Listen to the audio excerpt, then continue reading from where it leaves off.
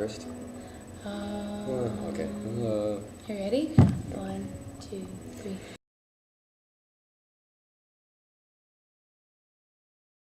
Are you ever coming home? Are you ever gonna meet me? Are you ever gonna be the one to rescue me? The Buffalo Builders came about in the 1980s. It was a construction company that my dad created. So when we lived in Winnipeg, naturally, he wanted to create a company name that reflected, the province and Canadian history. So he thought of the Buffalo Builders. It's kind of a metaphor because even though we're not constructing houses, we're building, musical expression. So it only seemed fitting to be the Buffalo Builders. We got the driving home blues. We could drive all day. Never would have thought that a church could sound so good.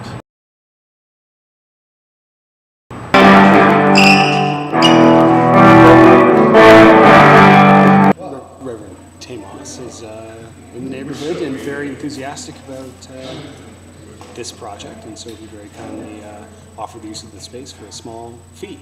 What do you think, Ben? I mean, this is absolutely impressive, is it not? You can't buy reverb like this. Can't buy reverb. This is priceless. It's a community space, so there are different things going on, like daycare upstairs and yoga groups. And This is a community center, isn't it? yeah, I mean, there's a lot of life here. The problem is it's really fucked us up schedule-wise. We can get to 10 before we're kicked out of here. What time is it right now? Yeah, so what we're going to try and do is record some music when the toddlers aren't sleeping, when there's no yoga class, dance class, cleaning staff, church services, or AA meetings. And that's 6 things, and there could be a 7th or an 8th because this is a community center. You never know what's going to happen. You never know, and that's part of what's exciting about this dynamic environment is that there's always things are always changing.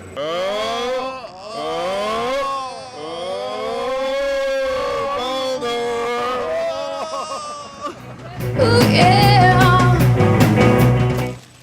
Reese, is that mine?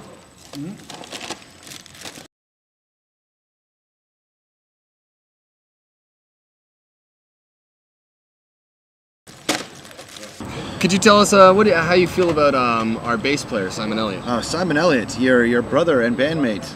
Let me tell you about Simon. Simon is a swell lad. Simon is so swell that for this particular project, he went out and basically dropped his life's earnings on one of the most beautiful guitars I've ever seen. The T-Bird. Yeah, I'm using a Thunderbird bass, and I pretty much love it. And that's one piece of mahogany all the way down, and the wings on the top and the bottom are glued on. And in 1963, this bass was designed by a Chrysler race car designer. A Chrysler race car designer? Yeah, they were looking for a new design, so they hired the race car designer for Chrysler. And there's a guitar called the Firebird, and the bass is the Thunderbird, and it's known for its really heavy, deep tones. And it's really heavy, right? It's pretty heavy, yeah. T-Bird, Gibson T-Bird. God. It's And let me tell you, the sustain on that bass is unlike anything I've ever heard before. And if you could describe this experience in one word, generally, what would that word be? No pressure. No pressure, right? Is rock and roll one word? Yes, it's hyphenated. And if it wasn't, it is now. Ooh, yeah.